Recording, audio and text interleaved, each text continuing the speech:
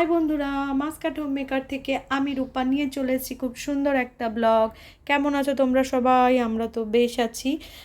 আজকে আবার একটা নিয়ে চলে এসেছি খুব সুন্দর একটা নিরামিষ রেসিপি। শীতের সবজি বলে কথা, বুঝতেই পারছো। শিম উঠে গেছে, তো শিম উঠে গেছে, শীতের সবজি দিয়ে এইরকম কোনো সবজি রান্না হবে না, এটা তো হতেই পারে না। এখানে দেখতে পাচ্ছ লাউ শাক, লাউ ডোগাগুলো আমি কেটে নিয়েছি, এখানে হচ্ছে তার পাতা। আর লাউ শাক রান্না হবে, তাতে বড়ি দেবো না, এটা হতেই পারে না। এই বড়িগুলো আমি কলকাতা থেকে নিয়ে এসেছি, দেখতে পাচ্ছ। তো বন্ধুরা, আজকে লাউ ডোগা দিয়ে আমি কী তরকারি রান্না করব, একদম নিরামিষ। তো দেখতে হলে অতি অবশ্যই বন্ধুরা আমার সাথে থাকতে হবে, আর ভিডিওটা একদম স্কিপ করবে না। আর যারা নতুন বন্ধু আছো তো প্লিজ চ্যানেলটাকে সাবস্ক্রাইব করে পাশে থেকো, আর পুরনো বন্ধুরা তো আমার পাশেই আছো। তো চলো স্টেপ বাই স্টেপ কিভাবে করি। আর এখানে শিম উঠেছে, শিমের কি দাম, এই লাউ শাক আমরা কত করে কিনি, সব কিছু আজকে তোমাদের সাথে শেয়ার করব। তো চলো দেখতে থাকো বন্ধুরা। ফাইনালি গ্যাসে প্যান বসিয়ে তেলটা গরম হয়ে এসছে, এর মধ্যে আমি এক এক করে বড়িগুলো ভেজে নেব।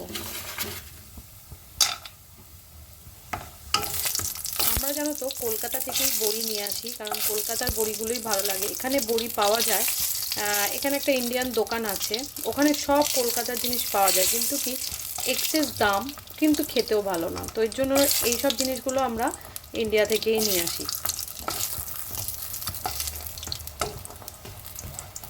আর শীতকালে একটু বড়ি দিয়ে তরকারি না খেলে ভালোও লাগে না। তো ফাইনালি দেখো বড়িগুলো ভাজা হয়ে গেছে, বড়িগুলো এক এক করে তুলে নিচ্ছি। এর মধ্যে আলুগুলো দিয়ে দেব।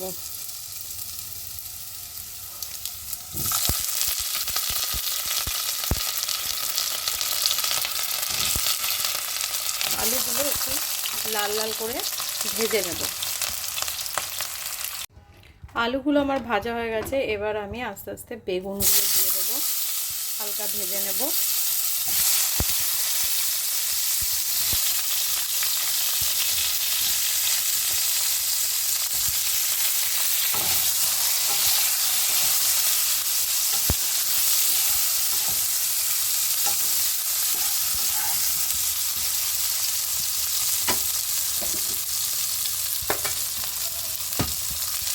বেগুনগুলো ভাজা হয়ে যাওয়ার পর এবার আমি এখানে দিয়ে দেবো শিমগুলো। এগুলো হালকা একটু নেড়ে চেড়ে নামিয়ে নেব।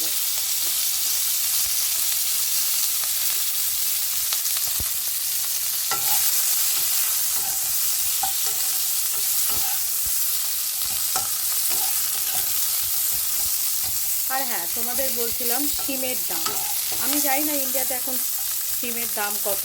এখানে কিন্তু শিমের দাম প্রায় 1.5 রিয়াল মতো। 1.5 রিয়াল মানে 1 রিয়ালে হয় 220 টাকা। আরও তোমার মনে করো 500, তার মানে 110 টাকা মতো, মানে 300 টাকার ওপরে আমাদের এখানে শিম কিলো।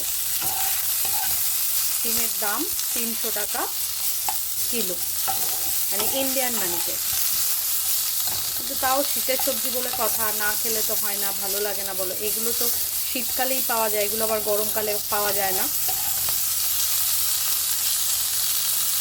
আর বলেছিলাম লাউ শাক, এখানে লাউ শাকের আটি এক আটি হিসাবে বিক্রি হয় 300 পয়সা, অলমোস্ট ওই 60 টাকা 65 টাকা মতো এইরকম। এই সময় যেহেতু শীতের সবজি উঠেছে, এগুলো খেতে তো ভালোই লাগে, তাই ভাবলাম যে তোমাদের সাথে শিম, আলু, বড়ি, লাউয়ের ডোকা দিয়ে একটা রেসিপি তোমাদের করে দেখাই।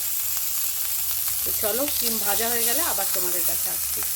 এখানে দেখো সব সবজিগুলো আমি ভেজে নিয়েছি, এরপর কড়াইতে তেল দিয়ে দেব, তারপর ফোড়ন দিয়ে সবজিটা রান্না করব।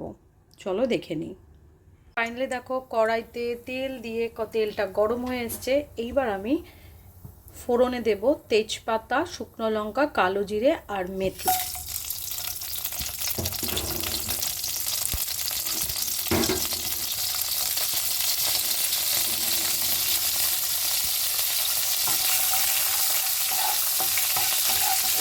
ফোড়নটাকে, যে মশলাগুলো আছে, ভালোভাবে ভেজে নেব।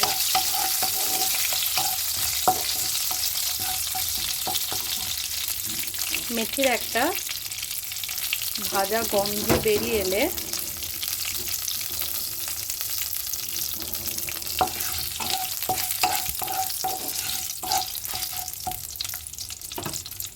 দেখো ফোড়নটা পুরো ভাজা হয়ে গেছে। এইবার ভেজে রাখা সবজিগুলো দিয়ে দেবো।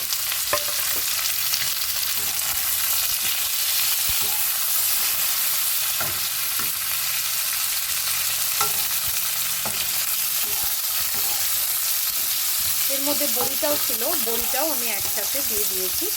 তোমরা বড়িটা লাস্টে দিলেও পারো, আমার এখানে একসাথে ছিল দেখে আমি দিয়ে দিয়েছি। অ্যাড করে দিলাম নুন, অ্যাড করে দিলাম হলুদ, অ্যাড করে দিলাম ধনের গুঁড়ো। ভালোভাবে সব সবজির সাথে মশলাগুলো মিশিয়ে নিতে হবে।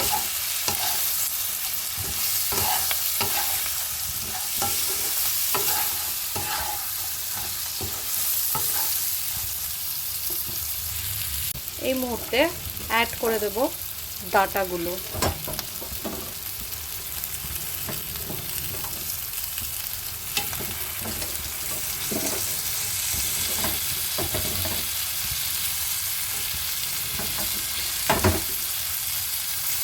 ডাঁটাগুলো প্রথমে দিলাম না, অনেক সময় কি হয় লাউ ডাঁটা বেশিক্ষণ ধরে রান্না করলে কি হয় টক হয়ে যায়, তো যার জন্য সব সবজিগুলো দেওয়ার মশলা দেওয়ার পরেই ডাঁটাগুলো দিলাম।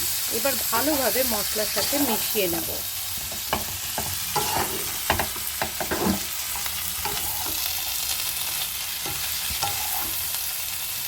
চলো আবার কিছুক্ষণ পর আবার তোমাদের কাছে আসছি। ভালোভাবে মশলাটা মিশে গেলে তারপর আবার তোমাদের কাছে আসছি।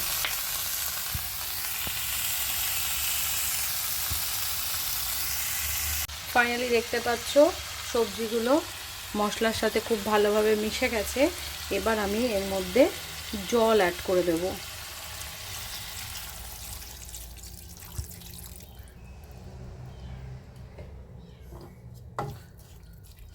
জল অ্যাড করে কিছুক্ষণের জন্য আমি ফুটতে দেব, যাতে কি হয় সবজিগুলো ভালোভাবে সেদ্ধ হয়ে যায় আর ডাঁটাগুলো বড়ি সব কিছু এর সাথে মিশে সেদ্ধ হয়ে যায়।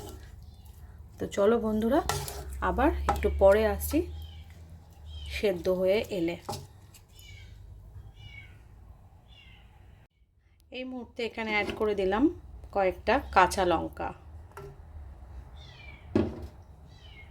ফাইনালি দেখো সব সবজিগুলো খুব সুন্দরভাবে সেদ্ধ হয়ে গেছে। রংটাও দেখে বুঝতে পারছো সবজিটা একদম রেডি। এই মুহূর্তে আমি এখানে দেখতে পাচ্ছ এখানে আলু সেদ্ধ হয়ে গেছে। এই মুহূর্তে আমি এখানে অ্যাড করব চিনি। অ্যাড করে দিলাম আমি চিনি।